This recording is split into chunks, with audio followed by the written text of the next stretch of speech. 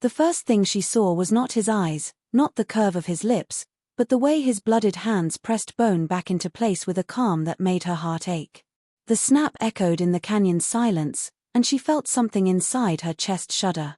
His body was broken, his limbs bent in unnatural ways, and yet he moved with a steady rhythm, as though pain itself had no power over him. Each breath he took was harsh and ragged, but his face, streaked with dust and sweat, never faltered. She should have run. She should have turned back to the safety of her people, but her feet betrayed her, carrying her closer to the strange man who seemed to defy every law of flesh. Something about him was unbearably beautiful, unbearably human, and it terrified her until her vision blurred. Her last thought before darkness claimed her was not fear, but a single word her heart whispered without permission: mine. She collapsed, her silver hair fanning across the red earth, the glow of her skin dimming as her consciousness slipped away. He noticed her only when her body crumpled near him, and for the first time since the fight, his hands stilled. The creatures that had torn into him were gone, driven off by the ferocity of his will, but the battle had left him shattered. He should not have had the strength to move, let alone gather her in his arms, but something inside him refused to let the blue-skinned woman remain vulnerable on the hostile ground. Her weight was light, almost insubstantial, but the warmth of her skin pressed against him burned more than any wound. His vision swam. The rocks and dust bled into one another, and still he forced his mangled body to rise. She was unconscious, her breath faint but steady, her pulse soft against his fingers as he checked her. It was enough to keep him moving. He staggered toward a jagged outcrop of stone that might serve as shelter. Every step was agony, bone grinding against bone, but he clutched her to his chest as though she were the only anchor holding him to life. When he finally lowered her into the shadow of the rock, he allowed himself one moment to breathe, his chest heaving with effort. The canyon was silent again, save for the faint whistle of the wind through the stone. He glanced down at her. Her face was serene, her lips parted slightly, and he was struck by how unearthly she looked even in unconsciousness. He reached to brush dust from her cheek but stopped halfway, ashamed at the dirt and blood caked on his own hands. The silence pressed against him, threatening to crush his will. He had no reason to save her. She was not his kin, not his ally.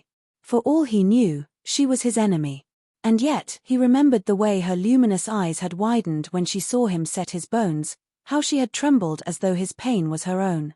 Something had passed between them in that fleeting moment, something undeniable. He could not leave her. He tore strips from his ruined shirt to bind his wounds, grimacing as he forced his fractured leg into position and splintered it with shards of stone. Each movement was precise, practiced. He had rebuilt himself countless times before, but never with someone watching. Never with someone whose presence made the act feel intimate rather than mechanical. He wondered if she had fainted from fear or from something deeper, something she did not yet understand. Her fingers twitched against the ground, delicate and trembling. He leaned closer, listening for the faint catch of her breath. She murmured something in her language, a soft sound like music, and it tightened his chest. He wanted to answer, but he knew she would not hear him.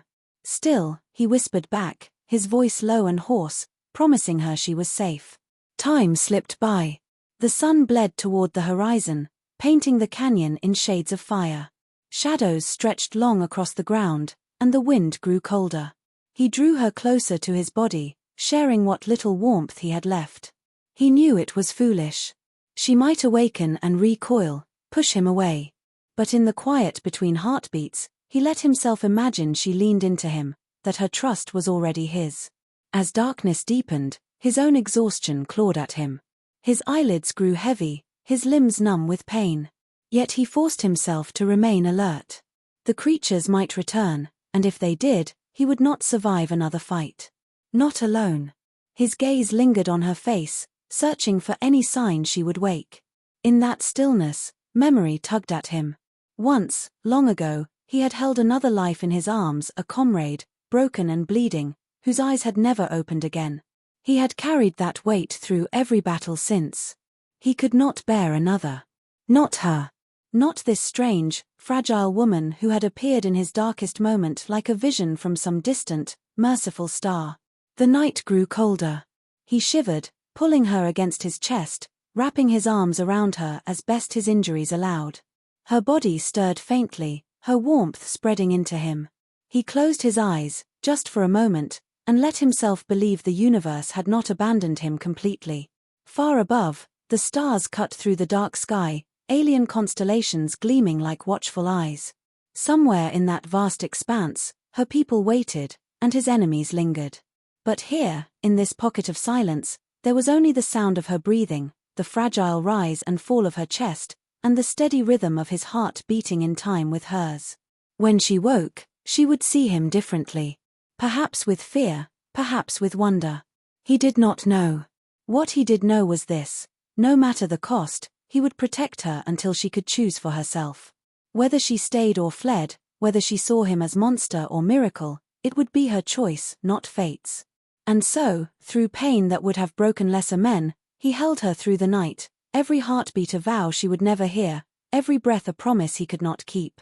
He was broken, remade, and breaking again, yet in her presence he felt whole for the first time in years. He whispered into the night, words too soft for even the stars to hear, "Don't leave me." The first sensation she felt as her mind clawed its way back to consciousness was warmth, not her own, but his. A steady heat pressed against her side, his chest rising and falling in rhythm, a heartbeat pounding like a quiet drum beneath her ear. Her eyelids fluttered open, and for a moment she thought she was still dreaming. The human's arms were wrapped around her, his body sheltering her from the icy desert night. She inhaled sharply, and the sound stirred him. His eyes cracked open, heavy with exhaustion yet sharp enough to pierce through her. They were unlike anything she had ever seen, dark, resilient, and carrying a weight of sorrow that silenced her voice. For a few long heartbeats, neither of them moved. When she finally tried to sit up, his hand caught her wrist, not in violence, but instinct, as if he couldn't let her go. The grip softened when he realized what he was doing, and he released her slowly. "You're awake," he said, his voice hoarse, the words clumsy on her language but understandable enough. She pulled back, her glowing skin dimming with unease. Every tale her people told of humans painted them as reckless survivors, creatures too stubborn to die, too dangerous to trust. And yet, here he was, his body torn and broken, his arms still trembling from the effort of holding her through the night. His face was pale, lips cracked, yet he had shared his warmth when she had none.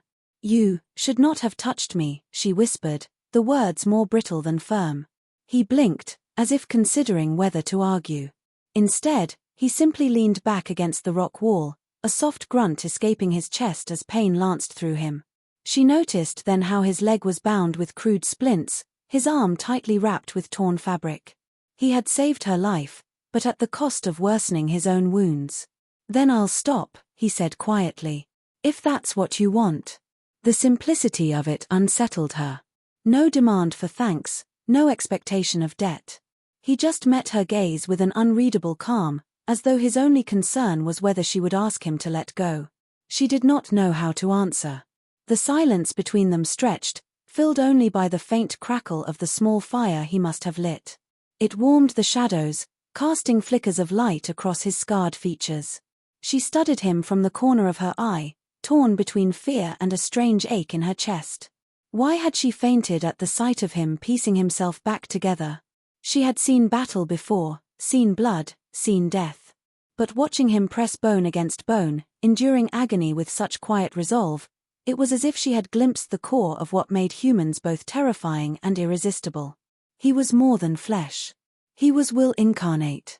When the wind outside howled, she flinched, her hand instinctively seeking the warmth of the fire. His gaze followed the movement, and then he shifted, dragging himself toward the mouth of the cave with painful determination. She frowned. "What are you doing?" "Checking," he murmured. "For what?" "Predators." The word sent a chill down her spine. She realized then that while she had slept in safety, he had not. Even broken and bleeding, he had stayed awake as long as he could, protecting her from threats she hadn't even sensed. Shame pricked her. She was supposed to be stronger than this, trained to face danger, yet she had collapsed while he endured. When he slumped back against the stone, his breathing harsh, she could no longer stay where she was. Against every warning engraved in her heart, she crawled closer, reaching for his injured arm. He stiffened as her fingers brushed his skin, his eyes narrowing in silent caution. "Let me see," she said softly. His hesitation lingered, but then he relented. She unwound the blood-soaked fabric and hissed at the sight of the wound. It was deep, raw, and still seeping. Without hesitation, she pressed her glowing palm against it. Light flared, gentle and soothing, her energy pouring into him. He flinched, his muscles tightening under her touch, but then a shuddering breath escaped him as warmth spread through the injury.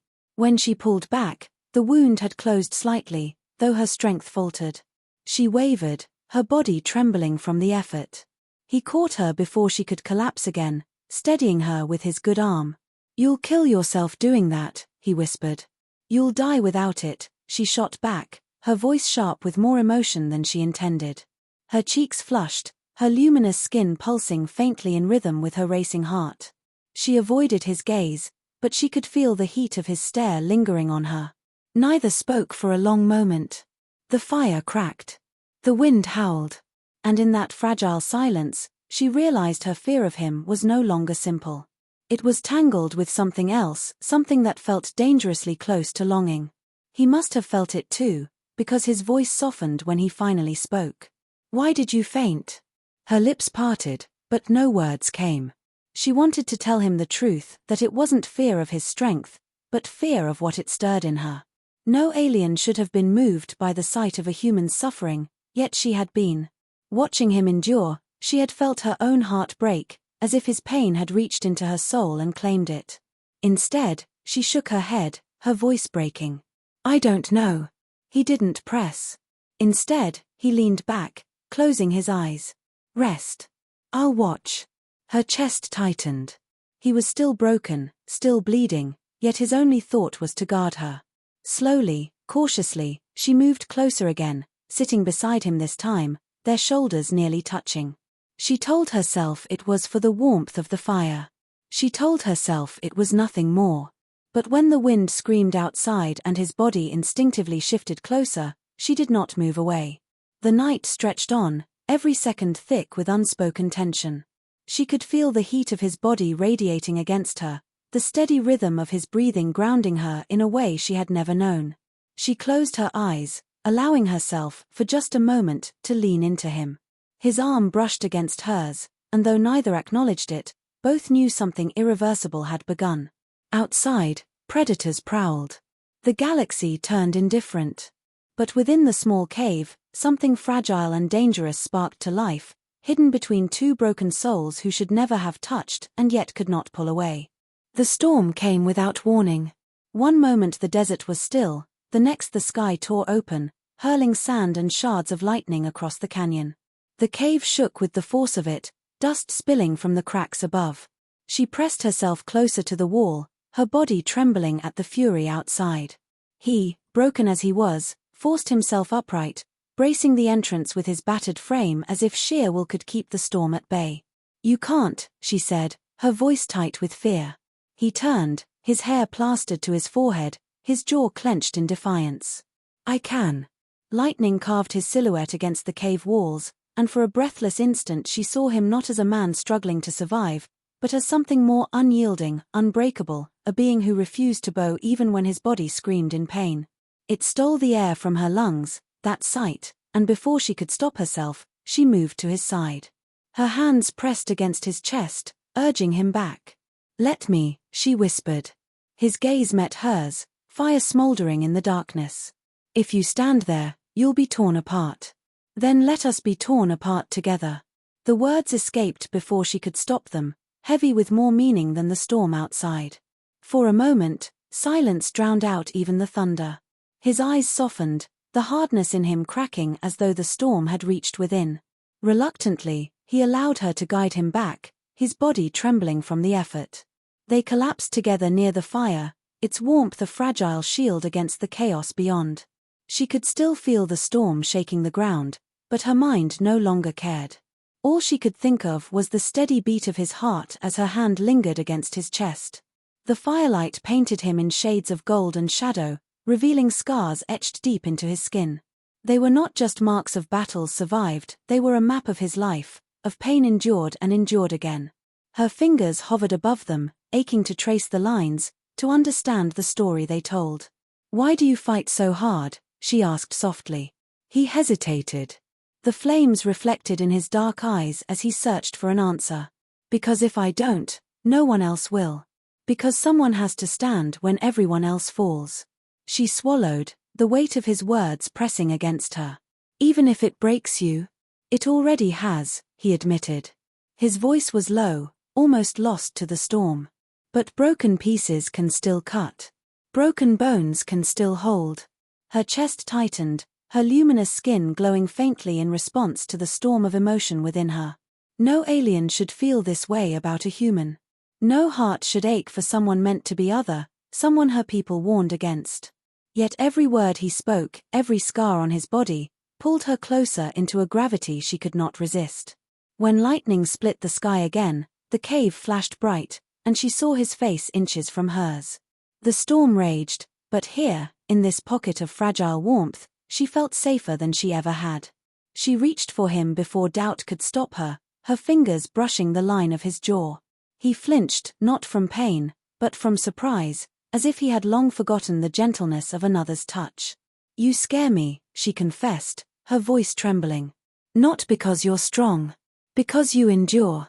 Because I see myself in your pain, and I don't know what that means." His breath caught. For a long moment, he said nothing, his eyes searching hers as if trying to read a language written across her soul. Then, with quiet finality, he whispered, "It means you're not alone." Her throat tightened, her vision blurring with tears she hadn't known she could shed. The storm outside shrieked, but inside, something shattered and reformed within her. She leaned forward, and for the first time since their meeting, her lips touched his cheek, not a kiss of passion, but a confession of trust, of surrender. He froze, every muscle in his body taut, then slowly exhaled, his forehead lowering to rest against hers. Their breaths mingled, their silence louder than the storm. Neither spoke of love, it was too soon, too forbidden, but both felt it stirring, undeniable and dangerous. Hours passed, the storm gradually losing its fury. When dawn broke, the world outside was changed, sand dunes shifted, the air heavy with silence. But inside the cave, the greater change had already taken place. They sat together by the fading fire, her hand still resting against his thumb brushing her skin as if afraid she might vanish. She turned to him, her voice steady despite the trembling in her heart. "My people will never accept this. They will say you are a danger, that you are too different, too strong." "And you?" he asked. She held his gaze, her glow deepening. "I don't care." For the first time, he allowed himself a faint smile, small, fragile, but real. It transformed his face, softening the lines of pain. She wanted to keep that smile, to protect it from the cruelty of the galaxy. But before she could speak again, movement stirred beyond the cave. Shadows flitted across the sand, unnatural in their silence. He stiffened, his body instinctively shielding hers. She knew that look, the predators had returned, drawn by the storm's end. Fear clutched her chest, but this time she did not collapse. This time she rose with him, her hand finding his, their broken bodies forming a single defiance against what lurked outside. The bond forged in whispers and firelight would be tested in blood and fear. And as the shadows closed in, she knew with terrible certainty, she would rather fall at his side than live without him. The shadows moved like whispers over the sand, circling the cave mouth with a patience that chilled the blood. She could see their eyes glowing faintly in the half-light, dozens of them, waiting for weakness. The man tightened his grip on her hand, the warmth of his calloused skin steadying her even as fear clawed at her throat. His body was still broken, his breath uneven, but when he pulled himself to his feet, he looked unshakable. "Stay behind me," he said, his voice quiet but resolute. She shook her head, her own glow flaring brighter. "Not this time." There was no chance to argue. The first predator lunged, a blur of claws and teeth. He met it with nothing but a jagged stone in his hand, swinging with all the force his fractured bones would allow. The impact cracked through the cave, sending the beast sprawling, but others rushed in to take its place. She raised her hands, light pouring from her palms in searing waves, striking at the shadows as they closed in. The fight was chaos. Blood and dust filled the air, her glow burning through the dark, his strength carrying him through blows that should have ended him. Every movement hurt him, she could see it in the tightness of his jaw, the way his body faltered, but he never yielded. He fought not for survival alone, but for her. And as she unleashed her power beside him, their rhythm fell into something terrifyingly beautiful. His raw endurance, her unearthly energy, they were two halves of a whole, uniting in defiance of death itself. When the last predator collapsed in silence, the cave reeked of blood and ash. Her chest heaved, her light flickering weakly from exhaustion, and she stumbled. He caught her before she could fall, his arms trembling but unyielding. "It's over," he whispered, his forehead pressing briefly to hers. She wanted to believe him, wanted to surrender to the quiet that followed, but the truth weighed heavy. This battle was only a glimpse of what awaited them. The galaxy would never allow what had just been forged between them. Her people feared his kind. His kind would never understand hers. And yet, when his lips brushed her temple, tender and lingering, she realized she no longer cared about the galaxy's judgment. All she cared about was this moment, the feel of him holding her as though she was the only reason he still breathed. She leaned into him, her voice trembling but certain. "They will come for us. My people, your enemies, the predators, they will all come. Let them," he said, and for the first time, she heard not only defiance but something softer in his tone, hope. The morning light crept into the cave, spilling gold across their wounds, their scars, their bodies pressed together in fragile defiance. She studied him in that light, every broken piece of him illuminated, every scar made holy by the way he endured. And she understood then why she had fainted the first time she saw him rebuild himself. It wasn't horror, but awe. She had seen a man who refused to break, and her heart had given itself to him before she could stop it. She lifted her hand, cupping his cheek, her thumb brushing over the rough stubble. "You are dangerous," she whispered, her lips curving into a faint, trembling smile. His eyes softened, his hand covering hers. "Only to those who try to take you from me." The confession stole her breath. She closed her eyes, leaning into his touch, and for a heartbeat the galaxy disappeared. There was no war, no prejudice, no threat, only them, clinging to each other in the aftermath of fire and blood. When she kissed him, it was not tentative. It was fierce, desperate, filled with every word neither of them could speak aloud.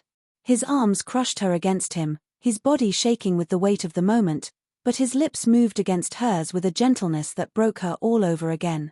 The kiss tasted of salt, of blood, of promise. When they finally broke apart, both trembling, she rested her head against his chest. "What will we do now?" she asked, her voice small in the vast silence.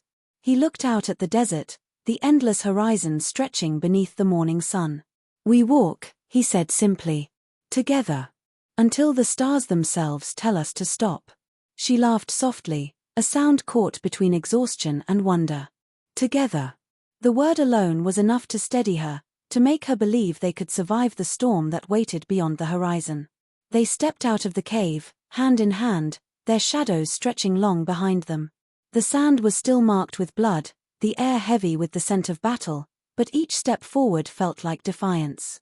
He limped, his body broken but moving, and she matched his pace, her glow flickering but steady. For the first time in her life, she did not fear the future. She feared only letting go.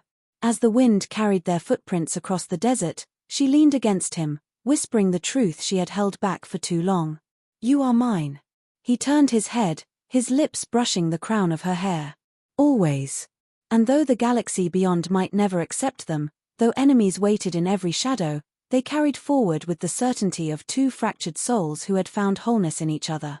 Broken, remade, bound by fire and tenderness, they walked into the dawn not as alien and human, but as something greater, something the stars themselves would remember.